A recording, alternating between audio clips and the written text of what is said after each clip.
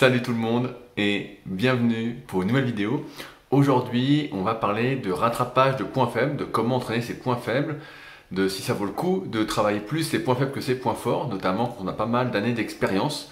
En effet, à partir d'une question des forums Superphysique, je pense qu'il y a pas mal à dire sur le sujet.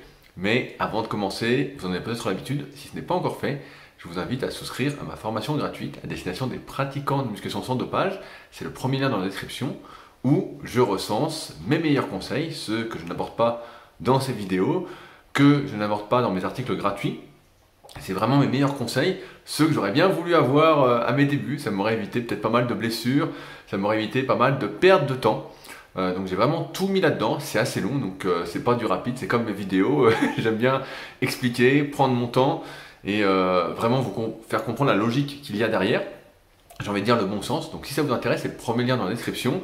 Il n'y a pas d'obligation d'achat, c'est gratuit et mon but est toujours le même, essayer de vous aider au maximum pour, j'ai envie de dire, qu'il y ait une émulation collective. Je suis fortement convaincu que plus on sera nombreux à progresser, plus on s'élèvera, plus on ira vers le haut.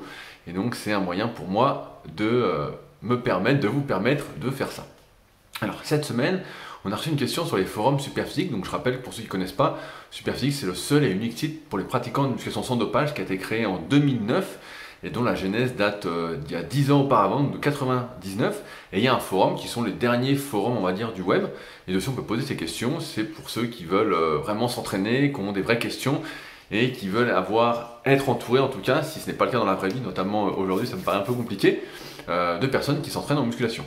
Et donc on a reçu une question sur l'entraînement des points faibles. Et j'ai oublié le pseudo de la personne, mais qui disait, voilà, ça fait 10 ans qu'elle s'entraîne en musculation. Elle a essayé pas mal de choses, elle a un bon niveau, et elle a toujours un problème, on va dire, de largeur d'un point de vue global. Elle manque d'épaules par rapport aux pectoraux. Elle manque un peu de largeur au niveau du dos, ce qu'on appelle le faisceau externe du grand dorsal, à distinguer du bas du grand dorsal, parce que les fibres ne vont pas tout à fait dans le même ssens, donc c'est deux angles un peu différents. On peut très bien avoir un super bas du grand dorsal et pas du tout de largeur. On le voit d'ailleurs en morphoanatomie que le faisceau externe du grand dorsal peut s'insérer plus ou moins de manière rectiligne sur le bras. Pour ceux qui s'intéressent, je rappelle que j'ai tout montré dans le tome 1 et tome 2 de la méthode Superphysique par rapport à la morphoanatomie pour voir à quoi ça correspondait, un muscle long, un muscle court en fonction des différents muscles, et notamment également des longueurs osseuses. Et donc il se demande, voilà, après tout ce temps, si ça vaut le coup, après 10 années d'entraînement, de mettre plus l'accent sur ses points faibles, sachant qu'il a déjà essayé pas mal de choses. Il a essayé, il explique les séries de 100, donc vraiment des séries très très longues, je vais y revenir un petit peu après. Il essaye d'avoir plus de volume d'entraînement, donc plus de séries, plus d'exercices, il essaie d'avoir plus de fréquences, mais il a l'impression que ça vient pas plus que ça. À l'inverse, ses points forts se développent sans qu'il ait besoin de mettre particulièrement l'accent dessus. J'ai envie de dire que c'est un peu comme moi personnellement. Si je fais du développé couché et que je progresse au développé couché, je prends des pectoraux. C'est d'ailleurs une des premières choses qui s'est passée pour moi quand j'ai commencé la musculation. Je faisais du développé couché dans le sous-sol chez mes parents et les pecs gonflaient tout seuls. Dès que je progressais au développé couché, ça gonflait et j'avais pas besoin de me prendre la tête. Et c'est comme ça que progressivement, je me suis vraiment spécialisé sur le développé couché pendant quelques années et j'ai été jusqu'à faire des compétitions de développé couché. D'ailleurs, c'est les premières choses que j'ai fait. C'est pour ça que je m'étais inscrit en salle pour faire des compétitions de développé couché parce que ça montait et je voyais que je prenais des pecs. Par contre, je prenais pas d'épaules, je prenais pas trop de triceps. J'avais surtout des pecs. Pour ceux qui ont vu ma vidéo d'évolution, si c'est pas le cas, je vous invite vraiment à la voir. On va donc commencer. Parce que je pense que c'est important de déterminer ensemble ce qui est vraiment un point faible. En effet, il y a des muscles parfois qui ne se développent pas parce qu'on ne les entraîne pas correctement. Si je reprends mon expérience personnelle, mes épaules ne se développaient pas parce que je les travaillais pas vraiment. Je faisais, comme on pouvait voir parfois dans certains magazines, 3-4 séries d'élévation latérale de 8 à 12 répétitions, 3-4 séries de 8 à 12 répétitions d'oiseau, un peu de développé pour les épaules, et puis ils ne se développaient pas parce que, effectivement, avec le recul, c'est un entraînement qui n'est pas suffisant pour la majorité pour prendre des épaules, à moins d'être fait vraiment pour, et souvent là c'est l'inverse au détriment des pectoraux, et ça ne développe pas en faisant si peu de volume, et il faut, du moins de mon avis, allonger fortement les séries, et pas hésiter à monter à 30, 40, 50 répétitions, à faire un vrai stress on va dire, musculaire, parce que quand on met lourd sur l'exercice d'épaule, souvent c'est les muscles qui sont plus gros qui vont faire tout le travail. Par exemple à l'oiseau, c'est assez facile, au lieu d'utiliser son arrière d'épaule pour faire l'oiseau, d'utiliser ses trapèzes moyens, son grand dorsal, la longue portion du triceps, donc tout sauf l'arrière d'épaule, parce que plus il y a lourd, et plus on va utiliser ces gros muscles. C'est encore une fois, c'est là qu'on voit que toutes ces études un peu EMG pour déterminer ce qui travaille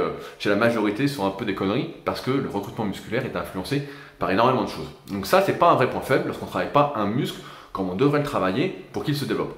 Un vrai point faible, c'est un muscle sur lequel on va essayer de mettre l'accent, comme notre ami sur le forum, où on va essayer de faire plein de choses et on voit qu'il ne se développe pas à la même vitesse que les autres muscles.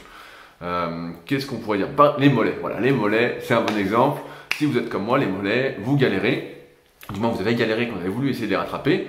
Et c'est un muscle, personnellement, que j'ai entraîné vraiment à fond pendant une bonne année, quand j'avais 18-19 ans de mémoire, peut-être 19-20 ans, où je faisais 2 fois 45 minutes de mollets par semaine, où je testais près tout ce qu'il est possible de faire, les séries de 100. Alors, ça gonflait sur le coup, mais après, il n'y avait plus rien. Faire un peu tous les jours. Je me souviens dans le monde du muscle à l'époque, on me disait oui, ceux qui ont des gros mollets, c'est ceux qui les font tous les jours, faut en faire. Donc j'en ai fait tous les jours. Il se passait rien. J'avais des belles réserves de glycogène, c'était bien gonflé tous les jours. Mais dès que j'ai arrêté une journée, ça redégonflait. C'était temporaire, donc c'était pas vraiment du muscle. Le lourd, pareil, ça donnait pas grand chose. Et en fait, au bout d'une année où j'avais vraiment forcé comme un fou en faisant 2 fois 45 minutes par semaine, j'avais pris un demi-centimètre. Alors, avec le recul, un demi-centimètre c'est pas mal parce que si on parle d'un demi-centimètre de mollet sur quelques années, ça fait quand même plusieurs centimètres. Mais par exemple, quand j'ai fait les bras à mes débuts, les bras, je prenais au début 1 cm par mois, puis après 0,5 cm par mois. Donc c'était beaucoup plus rapide. Et donc la transformation physique au niveau des bras était quand même beaucoup plus rapide. Autant dire donc que le travail des points faibles, c'est quelque chose qui est peu motivant parce que même en faisant tout ce qu'il faut, en mettant l'accent dessus au détriment des autres muscles, parce que quand je faisais les mollets par exemple, je les faisais avant les pecs, avant le dos, avant des muscles que je préférais travailler. Et je prenais vraiment mon temps à m'appliquer pour que ça se développe. Et les points faibles, c'est des muscles que quand on met l'accent dessus, ils se développent moins rapidement que des muscles qu'on va travailler par exemple sans mettre l'accent dessus, avec un entraînement basique qui eux vont se développer. Donc c'est vraiment quand on va tout mettre, quand on va vraiment mettre le paquet dessus et que ça ne se développe pas, qu'on peut vraiment parler de points faibles. Si on fait, comme je donnais l'exemple des épaules tout à l'heure, pas ce qu'il faut pour que ça se développe, c'est normal que ça ne se développe pas. Il y a des personnes des fois qui disent pareil, je prends pas de bras, je comprends pas, je fais du curl. Mais il y a une différence entre faire 3 séries de curl par semaine ou 2 fois par semaine et faire 1 ou 2 séances de biceps par semaine où on va faire entre 6 et 12 séries en fonction de comment on force, en fonction de comment on récupère, en fonction de l'efficacité de son système nerveux, de la notion de perte tolérable, du choix des exercices. Donc il y a une grosse différence. Donc là par exemple dans ce cas-là, si vous faites que 3 séries de biceps 2 fois par semaine et que vous ne prenez pas de biceps, c'est pas un point faible. C'est juste que vous ne faites pas suffisamment les biceps et je vois souvent des personnes comme ça qui disent qu'elles ont des points faibles alors qu'en fait elles n'entraînent pas vraiment comme il faudrait leur groupe musculaire. Donc à partir de là, quand on cherche à rattraper son point faible, effectivement il y a plusieurs solutions à mettre en place. Moi celle que j'apprécie particulièrement, c'est celle d'allonger ces séries. Donc on parle souvent des séries de 100. L'idée en fait, c'est d'essayer d'épaissir, on va dire, je vais essayer de faire simple, d'épaissir sa gaine de myéline, c'est-à-dire le fil conducteur qui envoie, qui transmet, qui achemine l'influx nerveux jusqu'à nos muscles, de vraiment l'épaissir pour qu'on puisse envoyer de plus en plus d'influx nerveux. C'est ce qu'on appelle l'apprentissage moteur. Et malheureusement, c'est quelque chose qui se fait très bien quand on est enfant et adolescent. C'est à ce moment-là que vraiment on a un potentiel d'apprentissage moteur qui est surpuissant. Et plus on vieillit, plus c'est difficile et c'est facile à comprendre parce que forcément on apprend moins bien que les années. Alors il y a différentes théories qui disent que c'est pas tout à fait vrai. Il n'empêche qu'on voit bien d'expérience que c'est beaucoup plus difficile. Mais en tout cas, si vous êtes jeune et que vous regardez cette vidéo, faire des séries très longues à vos débuts, ça peut être une super idée. Donc je ne vous dis pas de faire que des séries longues, mais par exemple de finir chaque entraînement avec 1 ou 2 séries longues sur le groupe musculaire ou les groupes musculaires que vous avez travaillé, ça peut être une super idée pour justement développer donc cette gaine de myéline, l'épaissir et en même temps développer ce qu'on appelle la densité cardio-musculaire, c'est-à-dire votre facilité plus tard à faire respirer, on va dire, vos muscles.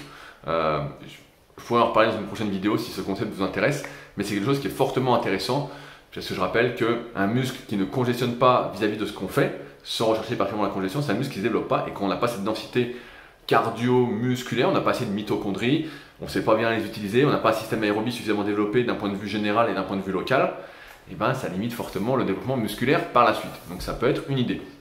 Donc ça, c'est plutôt quand on est jeune. Si vous avez déjà 35-40 ans, je pense que là, c'est un peu peine perdue.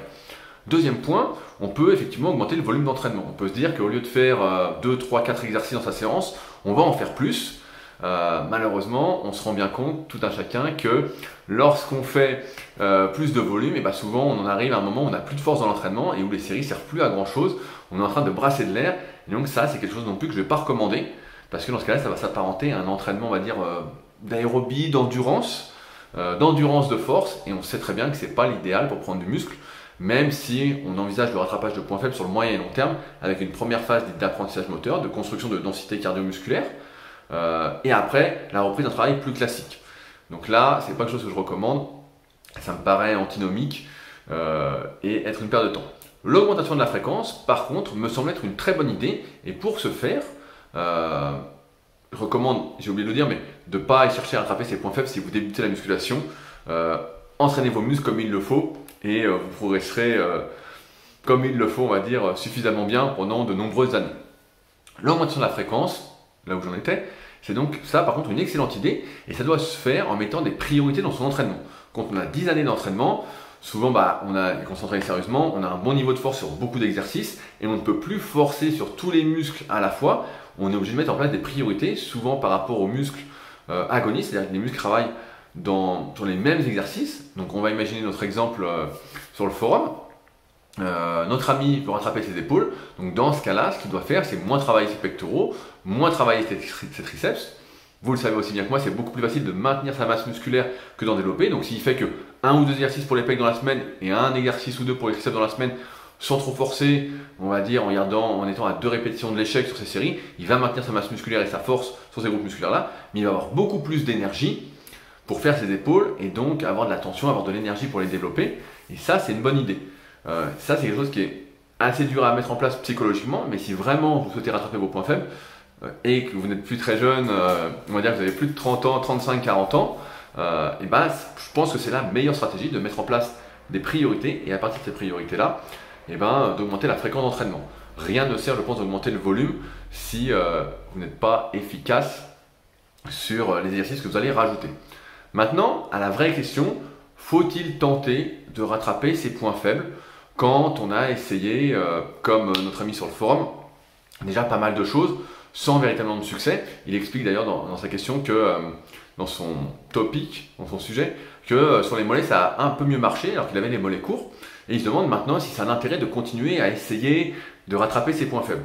Et la vérité, c'est qu'un point faible, c'est un muscle qui reste toujours en retard d'un point de vue développement musculaire. C'est un muscle qui a un point faible en fait, voilà, c'est le terme. Et donc dans tous les cas, il va toujours être le point faible. Je pense, personnellement, et c'est mon avis, et on peut en débattre, parce que c'est pas l'avis de tous, mais que si vous ne faites pas de compétition de bodybuilding, si vous ne faites pas de compétition de culturisme, de men's physique ou autre, et que l'équilibre musculaire, on va dire, de manière globale, même si on pourrait discuter aussi de qu'est-ce que l'équilibre musculaire, hein, il y a 40 ans ou 50 ans, l'équilibre musculaire, c'était d'avoir le cou aussi gros que les bras et aussi gros que les mollets. On voit bien que ça, c'est un peu disparu. C'est rare d'avoir les bras, le cou aussi gros que les bras. Et parlons pas des mollets. Et voilà, l'équilibre musculaire, c'est une notion qui a évolué au fil des années. Mais si vous ne faites pas tout ça, moi je pense que ça n'a pas trop d'intérêt parce que le but de l'entraînement, avant toute chose, quand on n'est pas fait pour un muscle et qu'on va mettre l'accent dessus, on va prendre beaucoup moins de plaisir. Et l'un des premiers buts de l'entraînement, c'est quand même de prendre du plaisir à ce qu'on fait. C'est de s'entraîner, de se voir progresser, de voir qu'on fait plus de répétitions, qu'on met plus de kilos, qu'on prend du muscle. C'est un peu le cercle vertueux où on s'entraîne et les résultats qu'on a, parce qu'on aime s'entraîner aussi, vont nous motiver encore plus et ça fait qu'on continue. Si on met l'accent sur les points faibles et qu'on s'acharne et que ça ne vient pas, ou que ça vient très doucement, on n'a pas ce cercle vertueux en fait. Et donc on peut en arriver à se démotiver, à se dire mais à quoi ça sert, qu'est-ce que je fais, parce que jamais un point faible ne deviendra un point fort. Ça il faut l'avoir en tête, c'est un point faible parce que c'est un muscle sur lequel vous avez moins de potentiel. Je rappelle qu'il y a des relations entre les différents muscles. Si on prend les culturistes professionnels, si vous regardez Monsieur Olympia qui est d'ailleurs bientôt, au moment où je sors cette vidéo, dans un mois à peu près je crois de mémoire, à moins que ça ait changé les dates, mais quand j'étais gamin c'était fin septembre à peu près. Et ben on voit les pros, c'est ceux en général qui ont beaucoup de muscles longs, qui n'ont pas trop ces relations. De ce que je vois, après avoir coaché des milliers de personnes avec mon site rudicola.com, un service que je continue de proposer d'ailleurs, et ben ce qu'on peut voir c'est qu'en général si on a des gros pectoraux, c'est très dur d'avoir des épaules, d'avoir des grosses épaules. Si on a beaucoup d'épaules par exemple, voilà, on a vraiment des grosses épaules, bah, c'est très dur d'avoir des pecs, parce que dès qu'on va faire les pecs, alors on va essayer d'adapter son entraînement pour prendre des pecs, mais on aura toujours les épaules prédominantes. Si on a des gros triceps, ça va être très dur d'avoir des gros pectoraux ou des grosses épaules. Si on a des gros biceps, ça va être plus dur d'avoir du dos. Et on voit ça, ces relations dans les différentes longueurs entre les différents muscles où c'est très dur. Enfin, c'est très rare d'avoir les pectoraux très longs et très larges et en même temps les deltoïdes très longs. ou c'est très rare d'avoir le grand dorsal qui s'insère vraiment de manière oblique sur le bras, donc vraiment comme ça se voit de dos en pose relâchée, et d'avoir les biceps qui sont très longs aussi, parce que comme si le corps était intelligent, il y a un équilibre qui se fait naturellement pour nous permettre de pouvoir tirer avec force, de pouvoir pousser avec force. Pareil sur le bas du corps, c'est rare quelqu'un qui a des gros quadriceps, des gros ischio-jambiers et des fessiers. Souvent c'est ischio-jambiers ou fessiers qui prennent l'ascendant. Parfois il y a même cette relation, on peut avoir ischio-fessier et ischio et pas trop quadriceps. Je me souviens que c'était pas mal le cas d'un professionnel du bodybuilding qui s'appelait Dennis James, donc quand j'étais gamin, et lui il avait surtout quad, car il avait surtout ischio et fessier et pas trop quadriceps. Donc il y a un peu toutes ces relations qui se mettent en place chez nous qui ne sommes pas destinés à être Monsieur Olympia ou à faire des compétitions de bodybuilding professionnelles. Et donc les points faibles restent toujours des points faibles parce que notre nature, j'ai un copain qui dit souvent, d'ailleurs c'est Jojo qui est dans le tome 2 de la méthode Superphysique qui me sert d'exemple pour l'analyse du gorille, entre guillemets, selon la codification que j'ai imaginée en vidéo, qui dit la nature finit toujours par nous rattraper, et c'est vrai, à un moment on veut forcer sa nature. Et je vais prendre un exemple, imaginons que vous avez les biceps très courts et que vous savez vraiment prendre des biceps, vous avez les avant-bras qui sont prédominants, souvent les fléchisseurs, puis les longs spinateurs ont pris l'ascendant, ils sont beaucoup plus longs, ils sont beaucoup plus développés. Ça se voit qu'on fait un double biceps, on voit l'avant-bras qui est beaucoup plus gros que le biceps. Et donc vous allez essayer de forcer pour développer vos biceps, et tout ce que vous allez récolter, souvent, c'est une tendinite au biceps, une petite déchirure, une tendinite au long biceps, parce que votre nature n'est pas faite pour avoir plus de biceps, d'avoir des gros biceps. Tout est fait pour que ce soit vos avant-bras qui fassent le travail. Alors certes, on peut essayer, là dans mon exemple, de désactiver un peu les avant-bras en mettant des cuffs au poignet ou des sangles, de faire des exercices à la poulie, de mettre des fat grips en mettant son pouce du même côté que les doigts.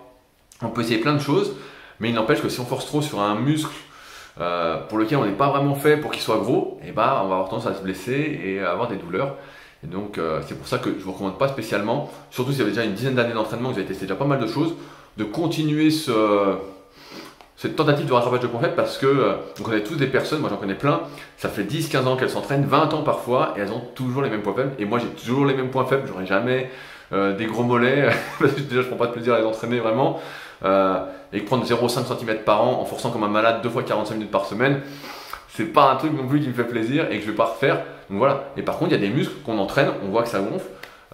Moi je me souviens quand j'étais gamin, pareil vers 17, 18, 19 ans, j'avais fait beaucoup de séries de 100 pour les épaules, alors que c'était pas un point fort, mais comme je l'ai fait je pense à la bonne période, maintenant quand je fais les épaules, si vraiment je voulais les développer plus, je vois qu'elles gonflent un peu toutes seules, parce que j'ai développé, je pense, vraiment cet apprentissage moteur et cette capacité, cette densité cardio-musculaire qui fait que maintenant ça congestionne seul et ça gonfle pas à l'infini, mais ça pourrait être beaucoup plus gros si je le voulais, mais c'est non plus pas un de mes objectifs.